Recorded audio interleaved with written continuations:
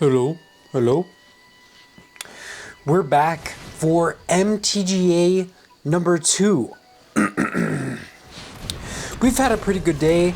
I think, honestly, my skills are maybe from like 3 out of 10 to 4 out of 10.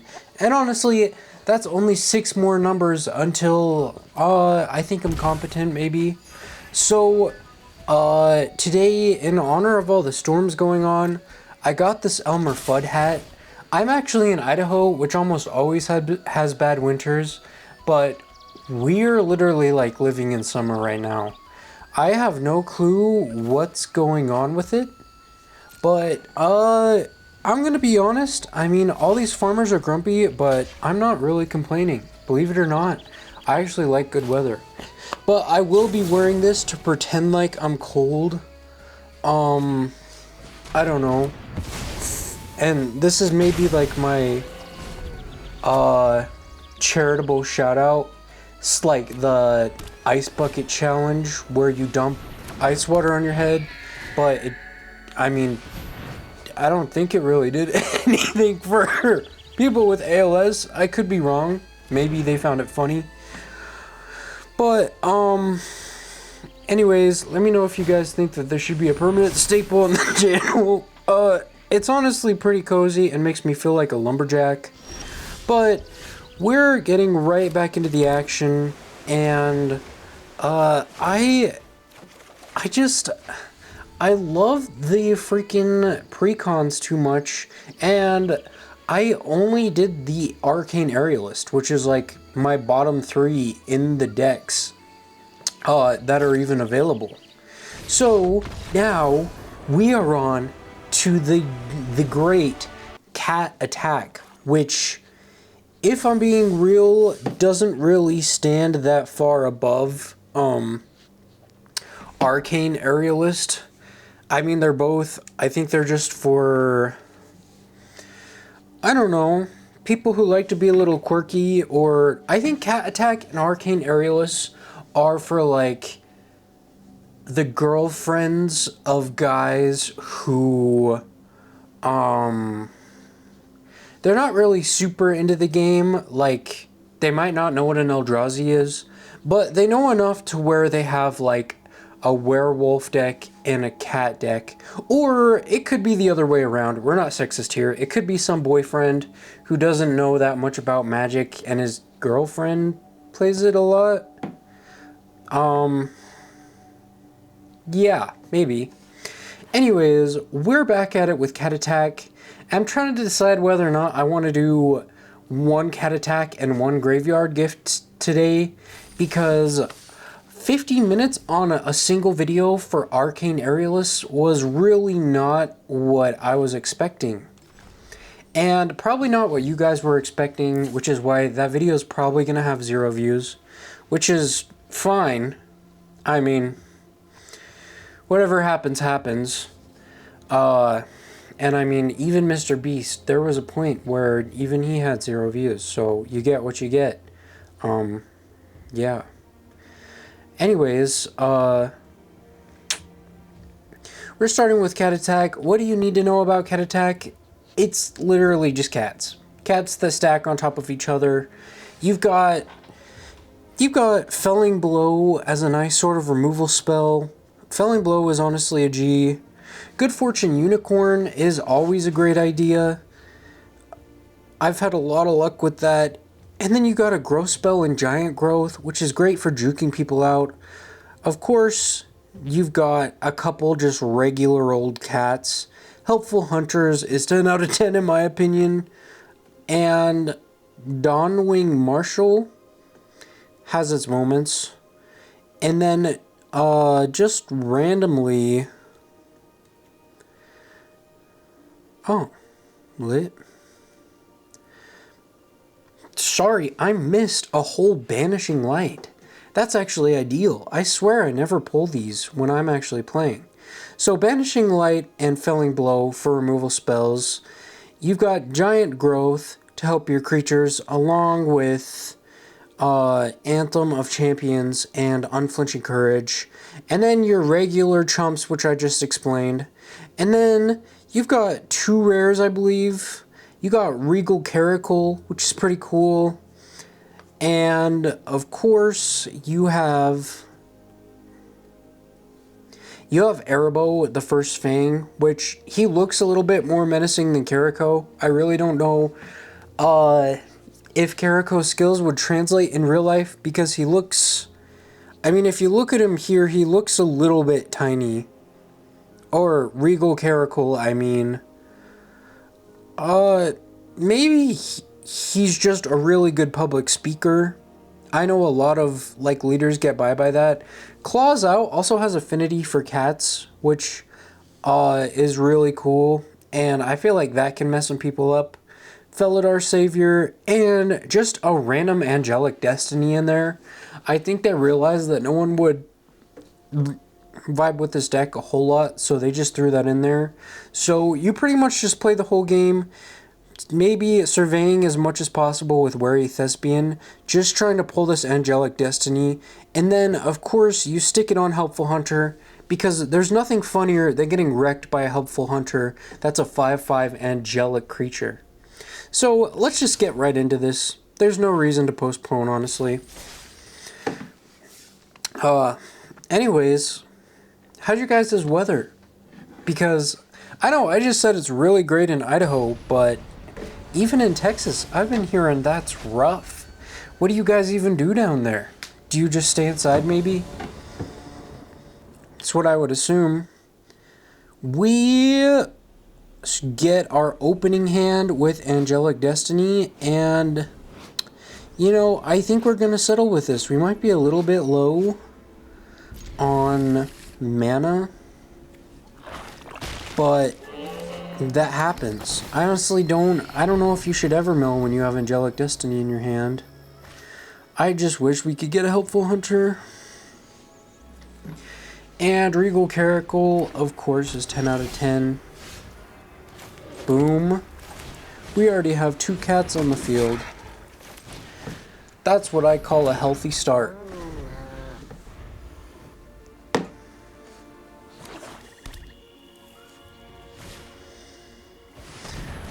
We're going against Vampiric Hunger, which is not ideal, because that's got to be top 3 of the starter decks, probably. And Black-White just seems like such an underrated, like, mechanic, you know? I don't know what you call it. Archetype? Dual type? It's got a formal name, and I'm sorry I don't know it, but it is what it is. Alright. 4th turn Angelic Destiny. Let's stick that on our big boy. And now he's donezo. Let's hit him with a That's Rough, Buddy. That's rough, buddy. And then we got Felling Blow, because almost all his creatures start out below, you know, like 3. Oh, and we have a 5/5 already, which I didn't even think about. So I think we're good to go. Do you guys have, like, a favorite animal archetype in this game?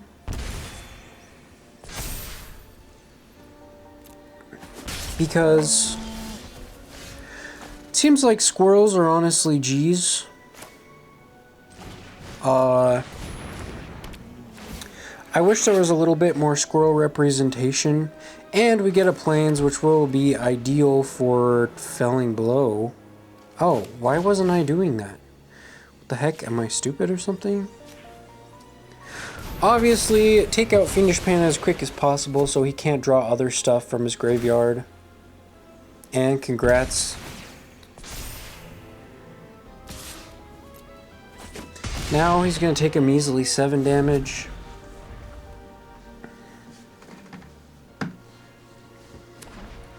Squirrels are cool. I think werewolves really fit the theme of Magic. Even though I could be wrong, but I feel like Has there not been that much werewolf representation that much lately? Just doesn't feel like it. Oh gosh. He's got 5 elixir for Alonda. Alright. Well, this is a little bit unfortunate for him. And I would honestly probably just scoop right here if I were him. But he still has 3 cards, so who knows? This might be his time to shine.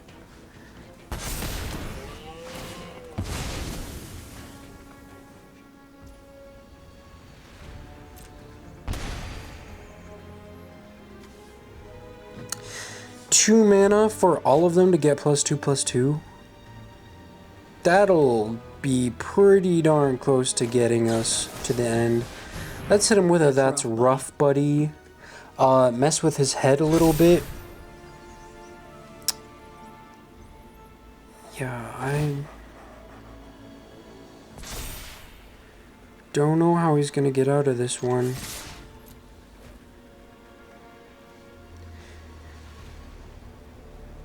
I guess he will get out of this with 2 life. And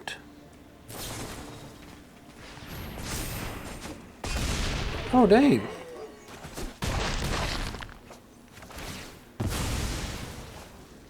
For life. That was weird.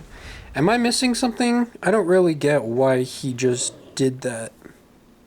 Because he would have survived with 1, I think. I'm gonna hurry and jiggle my fellow. Calm our nerves because I'm a little bit... Oh. Okay.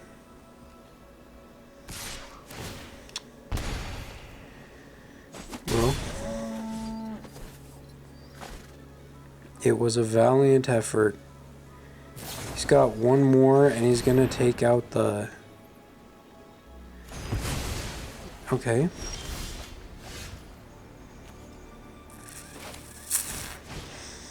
Oof, and now I have an 8/8 with lifelink. Not ideal for this guy. Hit him with a good game.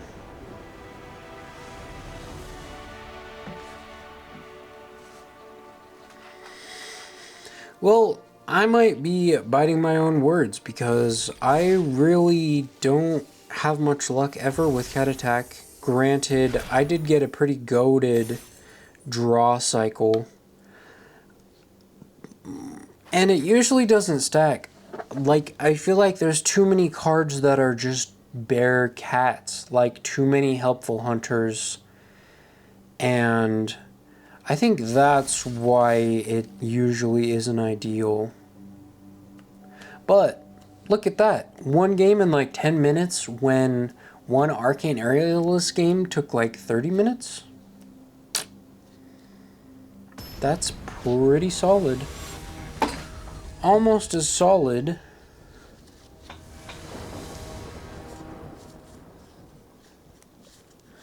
Oh man.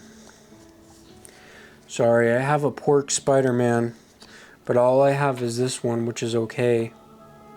I will be selling him. I'll pay you $2 if you want to come pick up this magic card. Anyways.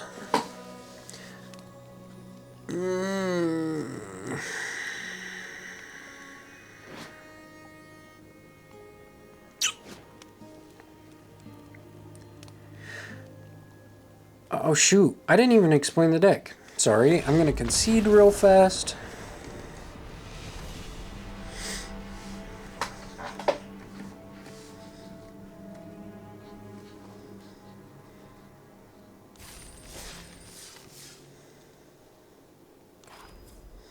Alright, graveyard gifts, honestly super fun.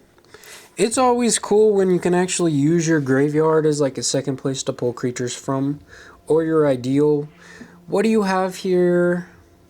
Deadwing Scavenger kind of seems like the main plot of this deck. This is a threshold deck, and you can honestly get 7 cards in your graveyard by like the 3rd or 4th turn. And then Deadwing Scavenger is just a menace for offense and defense. I mean, nobody wants to attack at all when you have a 3/3 death touch. Stab is nice for removal, of course. You've got a couple walls, which is random. But your removal or your spells in general are Essence Scatter and Stab, and opt for card advantage. You also have 2 Bake into Pies. And then for pulling out of your graveyard, you have Rise of the Dark Realms, which I pulled off once, which was actually really fun.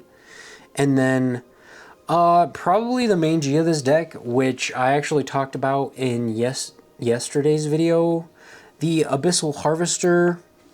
Granted, you can only have 1 token on the battlefield at a time, but you can have the best creature that has died, like on either side on your battlefield. And it's really diverse. You can do so much with it. So I feel like the whole game, you're kind of milling your deck just to go after a couple cards like Kiora, Abyssal Harvester, or Arbiter of Woe.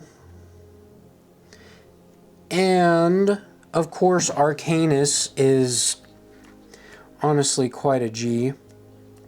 And the rest of it is just Threshold. And you kind of just do what you do. With, of course, Zombify. And you have that one spell that zombifies the Zombify, which is really cool. So let's get right into it for a second time, but now you've got the insider knowledge. I mean, everyone who's ever played MTGA probably has the insider knowledge of this deck, but this is just the pinnacle of starting. I mean, these decks are such G's in their own rights. It's kind of like those really early people that were doing rap. I mean, they're not really thought about nowadays, and it's not exactly like Don't Be Dumb by A$AP Rocky, or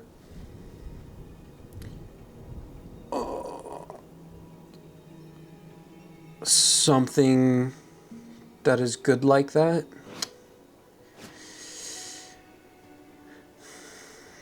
You know, I'm going to say screw it, and I'm going to keep 7. Because I like everything going on with my hand. It has like a bit of everything. Rise of the Dark Realms. Okay, we got Opt, which is actually ideal.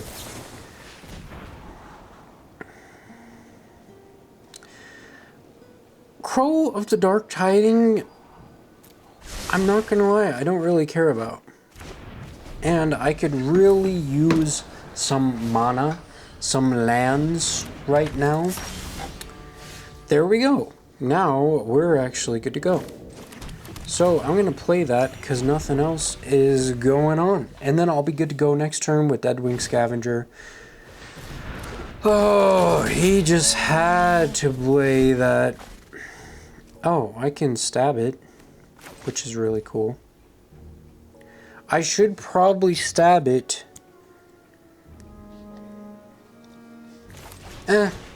Whatever. It's fine. Discard. Sorry, but I don't think Rise of the Dark Realms is going to pop off this round. I just really don't.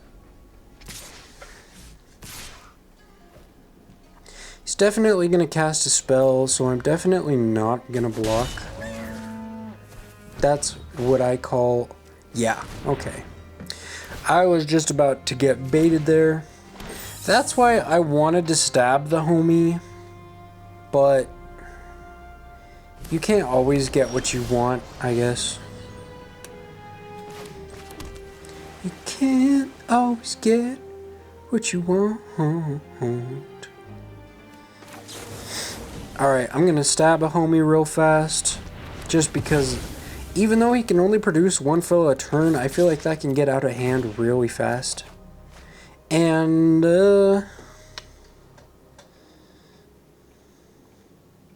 sorry.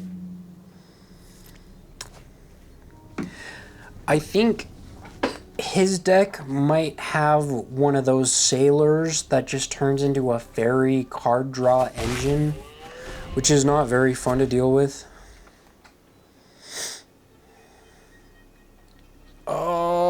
if it survives one more turn. Nope. Classic.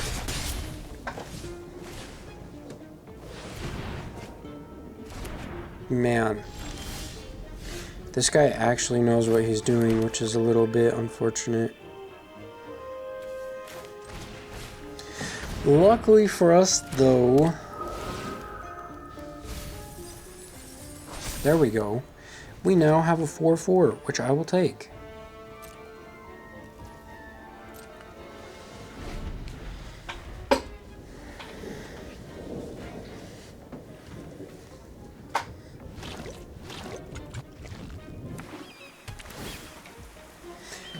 Have y'all been vibing with these changeling mounts? Does anyone even get the passes? I feel like I was just, I don't know, craving something more in life.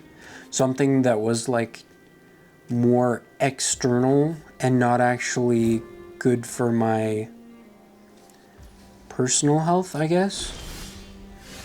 Alright, cool.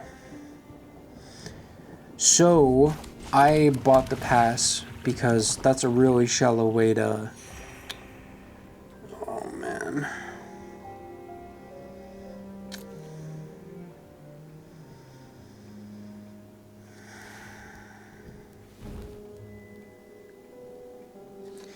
Sorry, it's a really shallow way to get some sort of validation out of it, you know? And I'm going to swing for 4 already, because I don't really care about blocking from him. Maybe I should more, but believe it or not, I kind of have swagger like that. Yeah. Now he's got no more fairies, so what can you even do, you know? And I'm about to bake this dope creature that he drops on the battlefield into a pie, which I didn't even think about until now, but whatever you're baking into a pie... What?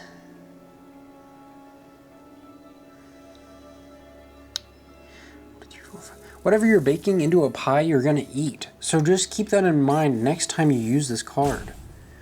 I'll save my stab. I don't really care about a 2/2.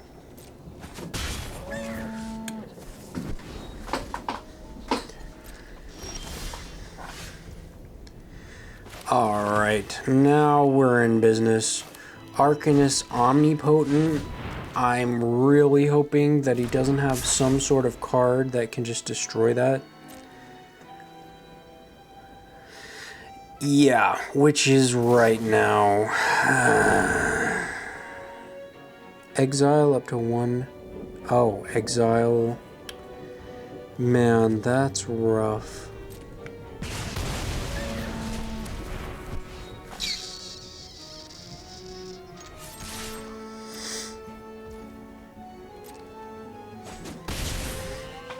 Dang.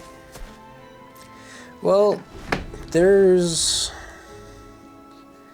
a couple other cards that he can't use that on now, which is a perk.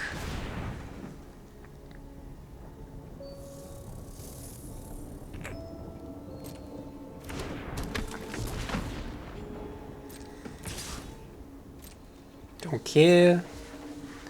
Don't care. He's got 5 extra mana sitting around, which makes me a little bit sus. And his little Bloomburrow mouse thingy is also making me a little bit suspicious. Bruh.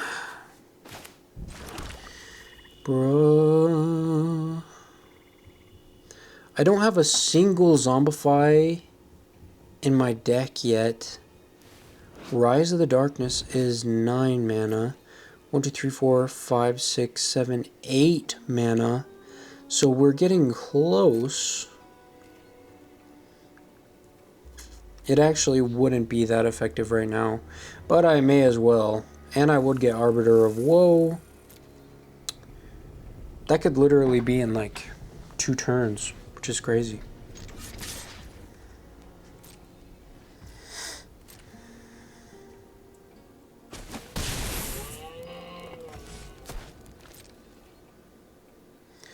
Also, his card sleeves are goated. Those must be Kamigawa or something. But they look super cool.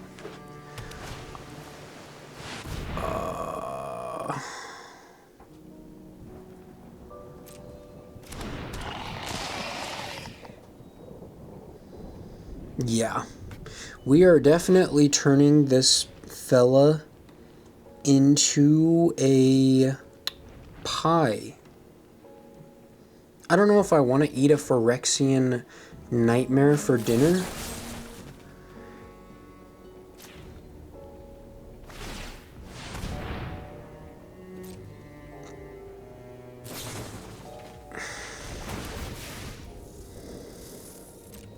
Okay.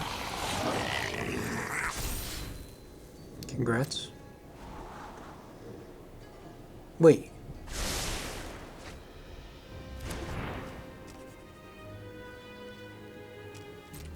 Oh. Sorry, that really confused me. I was a little bit concerned. I thought somehow that didn't work, and I really just... That card has a lot of text. That card is almost a Yu-Gi-Oh card, so I kind of wasn't reading. I just saw that it looked a little bit scary. Man. This guy is kind of annoying.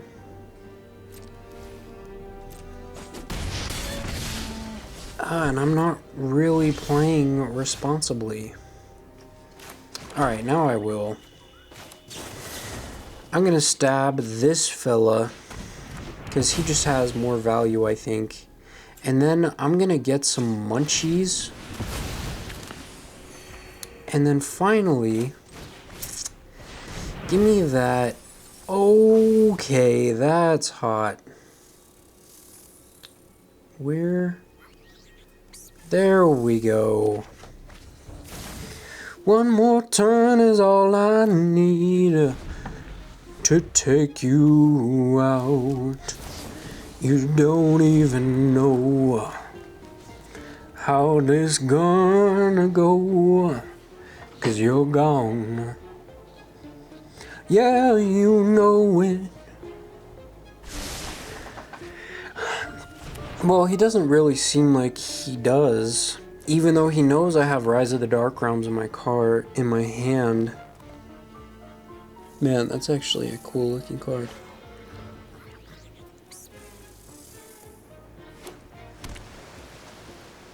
Oh no, he hit me with a good game.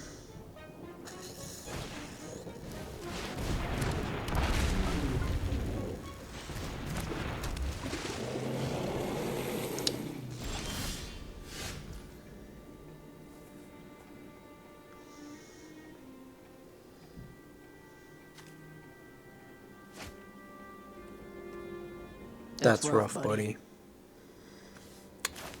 I hope he was good gaming me.